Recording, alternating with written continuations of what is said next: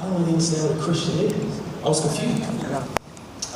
My family, we would go to church, and when I was real young, maybe 5 or 6, this children's pastor, he said, you know, something to this effect. You know, do you want to go to heaven where you'll get to live forever and you'll always be happy? And you can probably ride on the backs of angels and eat cookies and drink Kool-Aid forever?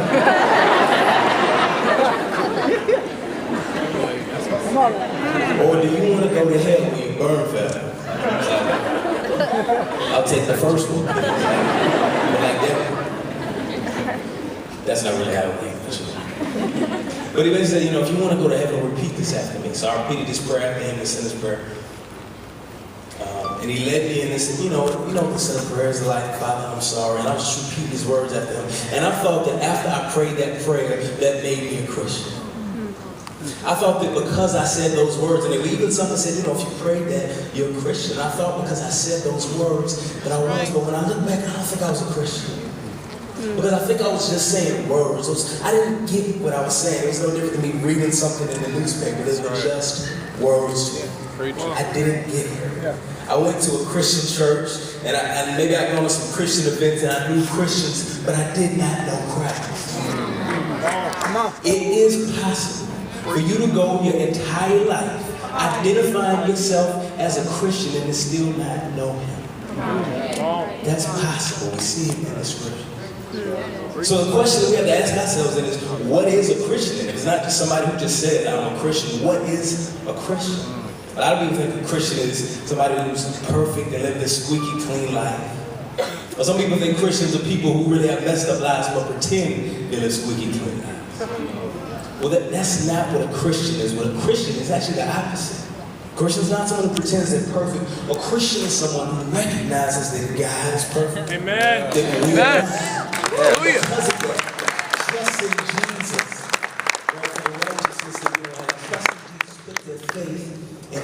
That's good, true. The Bible tells us that God is, He's perfect. He's holy, without flaw, absolutely perfect. Right? The Bible says that in Him there's no unrighteousness. There's not a sliver. There's none. That's right. Right? That He's perfect in all His ways. And that God made us in His image. He made us to be like Him. It's almost like my son. He's 6 months old, and if I look at him, I can like pick out stuff that looks kind of like me. And I'm like, oh, he's light-skinned like me. Looks a lot like my wife, and I say, that's my nose right there. Even when I look at Lecrae's kids, I'm like, oh, that's Lecrae's bug eyes. That's it.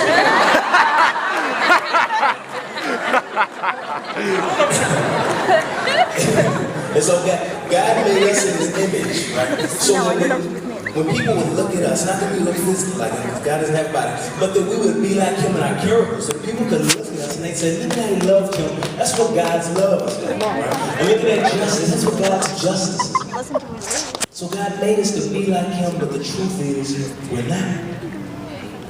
Right? We're sinners. We sin against God. Maybe some people here today would say, you know, I've never committed a serious crime like murder, grand theft, auto. But let me tell you, the most serious crime is disobedience to your Creator. Come on. That is the most serious crime. It's sin. Disobeying God. And every single one of us is guilty of that crime. I know some of us would say, you know, I've never done big sins. I've done small sins. But let me tell you, there's no such thing as a small sin against a great God. He's great. He's big. So the thing is not how little of a sin you think it is. It's who you sin against, which is a great God of the universe. And because all of us have actually committed this crime, let me tell you, God is not only the one who sinned against, He's the judge who's going to sentence us for that crime.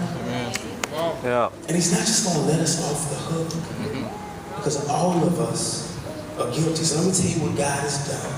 Because He loves us so much, what God has done is He sent Jesus.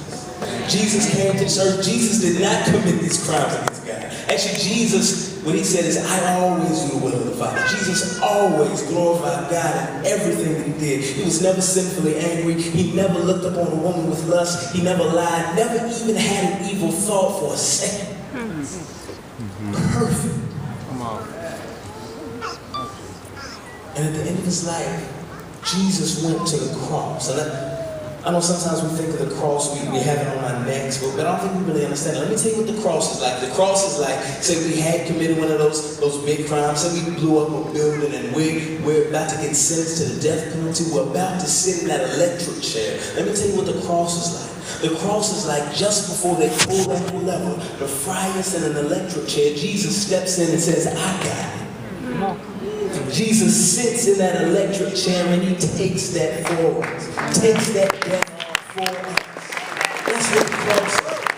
Jesus stands in our place. Because the wages of sin is death. That's what we deserve. The Bible says Jesus took that for us.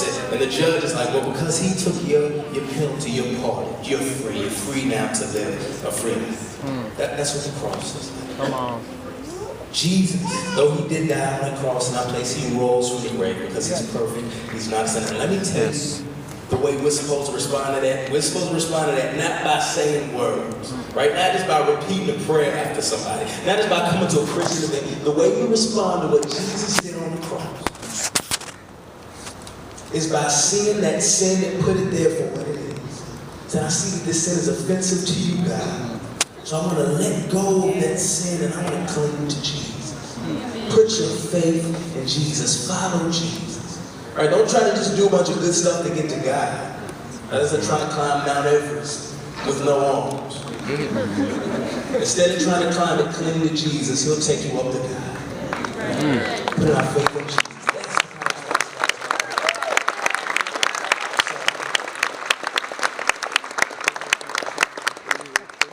So when people ask me, they say, man, you seem sure like you're going to heaven. It's because you think you're perfect, right? I said, no, I am sure I'm going to heaven. It has absolutely nothing to do with me thinking I'm perfect. Absolutely nothing to do with what I've done.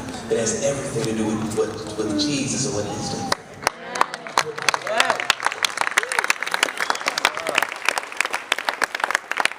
So can I pray for us real quick? Father, we come to you in Jesus' name. That's the only way we can come before you is through Jesus. He's the one who takes us to you. So Father, we thank you so much for Christ. God, I want to pray for every single person in this room today. God, I want to pray for my brothers and sisters in Jesus that you would help them to live a life pleasing to you, their faith would be able. God, I want to pray for my friends who are here tonight who are not really sure if they're Christians, not sure if they have a relationship with you, not sure they're going to be forgiven of their sins, not sure that they know you. I pray, God, that you would help what they just heard about the gospel, the good news. That while we were yet sinners, Christ died for us. They would think about that you would save them, forgive them of their sins, and pour your grace out on them for an eternity, which is what you desire, because you love them so much. We pray these things in Jesus' name. Amen. Amen. Praise God for this brother. Hey, listen, if what you said has rocked you, has pricked you, we're going to bring the youth pastor up here, and he's just going to give you some instructions and possibly connect you to where you can continue to grow in your faith. Thanks, bro.